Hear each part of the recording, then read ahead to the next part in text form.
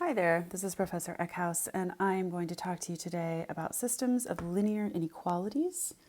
So we're going to look at identifying solutions, graphing systems, and interpreting graphs. At the end, I'm also going to do some applied problems, although you will not be responsible for those in the homework. All right, so to find solutions to systems of equations, you graph each inequality as a line and determine if it's going to be solid or dashed. And then you determine which side of the boundary line for both lines represents a solution, and you shade the region that represents solutions for both inequalities. In other words, where do they overlap? So they overlap, okay? So we're looking at inequalities, not just lines. So the way we're going to do this is we're going to solve this system by graphing. So I'm going to look first at, are these going to be dashed or are they going to be solid, right? So you're going to look at y is greater than 2x minus 3 first. So I'm going to graph the line y equals 2x minus 3. Since this is already in slope-intercept form, I'm just going to use that. So it crosses at negative 3 and it's got a slope of 2, so up 2 over 1, up 2 over 1. And this is going to be dashed, right, because it is greater than and not equal to. So it looks about like that-ish. All right, now I have to check the point 0, 0 to see which side is shaded. So is 0 greater than 2 times 0 minus 3? So 0 is greater than negative 3. That is true. So that means it's going to be over here. In fact, I think I'm going to use the green highlighter so we can really see where they overlap. All right, so that's that one. All right, then we have the purple one is y is less than or equal to negative x minus 2. So I've got to do the line, and this is going to be a solid line, right, because it's less than or equal to. Y is equal to negative x minus 2. So minus 2 means it's going to cross right there. Negative x means it's going to go down 1 over 1 in that direction. So this one is solid, and it's going to look kind of like that. And now we need to test 0, 0 to see which side is shaded. So I go back to my original y is less than or equal to negative x minus 2. So I get 0 is less than or equal to 0. Negative 0 is still 0. Minus 2. 0 is less than or equal to negative 2. Is that true? No, it is not. It is false. So that means the other side is going to be shaded. So I'll use the pink, and we're going to go like this. The whole underneath that line is shaded. Now, where do they overlap? Where do they overlap? Well, that is going to be here in this section, right? So that's our solution. And at any point you test, it would have to fall in there to be a solution to the system of inequalities. Okay, so a point right here would be true, a point right here, a point over here, I'll make it a different color, would not be true, not true, right? Or here, not true. Or here, not true. But anything over where I shaded the black will make it true. It will be a solution. And that whole section is a solution. So you can go to Desmos to see a graph for this one by tapping on that link. So you can check to see, you can check what I've got going on here. Yeah. So the solution is the place where the two of them are overlapping. So I could get rid of that one, just look at the green one. I could just look at the purple one. But I want to see where they both overlap. And then I can also take this and I can move it and say, well, that is a solution. That is in the solution. This is not, so that would make it untrue. It would make the green one true, but not the purple one. This one would make the purple one true, but not the green one. And this one would make neither one of them true. Okay? All right, so moving on. Let's talk about how to do this. As you can see, that was really time consuming, so I'm going to look at some other ways to do this. But first we're going to look at, is the point a solution? I just showed you how to do it graphically, but let's do it algebraically. So all you need to do is, this is our equation 1, and this will be our equation 2, and we're just going to plug it into each one. So we're going to have equation 1 is x plus y is greater than 1. So I'm going to plug this in as xy, right? And I'm going to get 2 plus 1 is greater than 1. 3 is greater than 1, yes. So that one is a solution. That one is a solution. All right, the second one, number 2. 2x plus y is less than 8. So I get 2 times 2 plus 1 is less than 8, and I get 5 is less than 8. That is true, yes. So 2, 1 is a solution to the system of inequalities. Right, so that's how you test algebraically. If you want to test with a graph also, just to double check and make sure you've got it right and to be able to visualize. I think visualizing is just so important for this stuff. You've got two different, graphs here. The orange one is above the red line, the orange line, and the purple is below the purple dashed line. They're both dashed because they're both greater than or less than. But the solution is in the middle where they're overlapping. And is 2, 1 in that area? Yes, it is. So it is a solution. Okay, it is a solution. It is not the only solution. There are infinite solutions, but it's in the region that is a solution. So now, is the 0.21 a solution to this other one? Why don't you pause the video and try this one on your own? Okay, so I'm going to name these just so we can talk about them. The first one, number 1, is x plus y. And I want my colors to match, so I'm going to say x plus y is greater than 1. So 2 plus 1 is greater than 1, 3 is greater than 1. Yes, it is a solution to that part.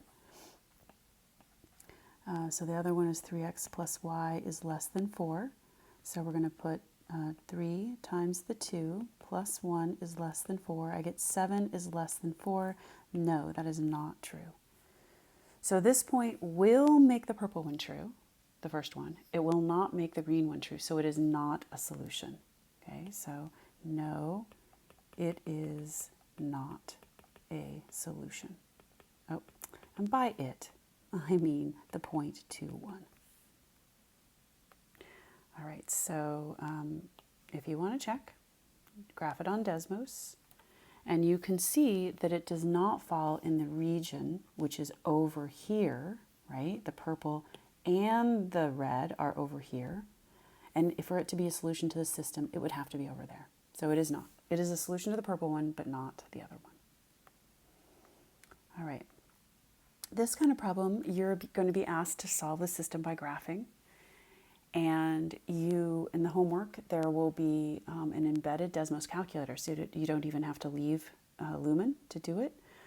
But you should be able to graph these in Desmos and interpret the answer. So the answer is, what do you think? Where does it overlap? It doesn't. It doesn't overlap. So the purple one is this first one right here. That's this one. And the green one is this one. They have the same slope, m equals 1/2 for both. So they are parallel, and one is above and one is below, so there is no solution to this one. No solution. All right.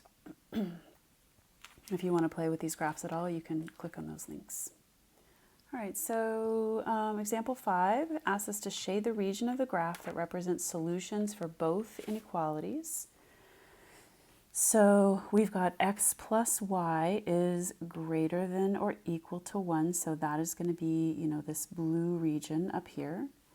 And we've got y minus x is greater than or equal to 5. That's going to be this red region here.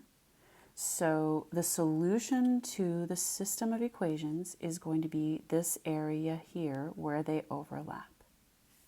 Okay, so that's the region that represents solutions for both inequalities. And again, if you'd like to see the Desmos graph, you can go look at that. Let's see if I've got the right one here. There it is. All right, so we can just look at the blue one. That's the solution to the blue one. We can just look at the red one. That's the solution to the red one. But if we want to look at them as a system, it is where they overlap on the top. Okay, so moving on. And if you were doing this by hand, you would have to test with 0, 0 or something in both equations and see if it makes them true. But we have Desmos, so let's use it. All right, so example 6, find the solution to the system. And this is what you end up getting. Now, when you put this into into Desmos, you just put it in just like that. Okay, oh, just like that. So you type it in exactly like that. And the other one, you can type all, you don't have to rearrange these or anything. Desmos knows what to do with them. So what I'm more concerned with is, do you know how to interpret this? Where is the solution? Would a point here be a solution? No. Would a point here be a solution? No. How about here? No. Obviously in the white areas, no. This area here, any point in here, that's where the solutions are, including this line right here and this line right here, but not the dashed purple line. All right. And again, there's a graph for that one. All right, so we are at the real world applications, and you can stop here or you can continue on and learn a little extra if you'd like to. All right, so in real world applications, you want to look for words like at least, at most, less than, greater than, maximum, minimum. So you can figure out which way to point the equal, less than, or greater than signs. All right, so these take a lot of thought. All right, so Kathy is selling ice cream cones at a school fundraiser. She's selling two sizes, small, which has 1 scoop, and large, which has 2 scoops. She knows she can get a maximum of 70 scoops of ice cream out of her supply. Okay, so 70 scoops. So we're going to call S is going to be a small cone, and L is going to be a large cone. So max scoops is one of the pieces of information that we just got. And that is that a small, which has 1 scoop, plus a large, which has 2 scoops, is going to be less than or equal to 70, because she just said maximum of 70 scoops. Okay, so that's one piece of information. Another one is the money raised. So money raised says that she charges $3 for a small and $5 for a large. So this is going to be, of course, 3S, and this one's going to be 5L. And that will tell me how much we make from each one. She wants to earn at least $20. So that means, or sorry, 120, at least 120. So it's going to be greater than or equal to 120. So 3S plus 5L is greater than or equal to 120. All right. Also, something to think about is that we're going to have to set some limits for how many smalls. Well, it can be 0, but it can't be less than 0. So small has to be greater than or equal to 0, and the large has to be also greater than or equal to 0. And it can't be negative. We can't have negative number of scoops sold. Okay. So now if you work on this by hand, boy, it's a lot of work. So you know what? I'm not even going to go there right now, but what you can do is you can use intercepts and find the intercepts for each one of these, okay? So you're going to find the intercepts, and you're, in general, going to get 2 parallel lines, and we're going to go look at the answer here.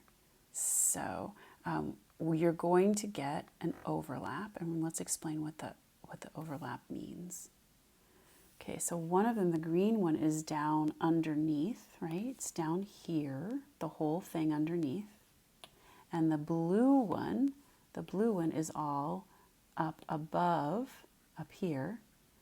So the only way the only solution here is going to be in between. Okay, so note in Desmos you have to change the S and the L to X and Y. So make sure you use them consistently. Pick one for each one. Okay, so I made my small cones my X, my input, and my large cones my Y. All right, so you can go to Desmos and take a look at that. All right, I'm going to show you one more example. I'm not going to do a whole lot of work. I'm mostly just going to explain it to you. So define the profit region for the skateboard manufacturing business using inequalities, giving this system of inequations. So cost and revenue are given. That was from a previous problem that we did. X and Y both have to be greater than 0 because we're not working in the negative world when we're working in business for this kind of thing, when we're selling things. We don't sell negative amounts of things. All right, so this is what we end up getting. Here's the graph of this situation. We have the cost graph, which is the red one, the revenue line, which is the blue one, the break-even point, which we talked about before, And the profit region is going to be the area below the revenue and above the cost. Okay, so profit region always falls in between those two lines. That's where profit happens. That's pretty much all I'm going to talk about with that one. All right, and you can do this in Desmos and find that your profit region is right in there. Okay, so it's going to be where it's greater than the red line and less than the blue line. All right? And that is all I have to say about that. Thanks for watching.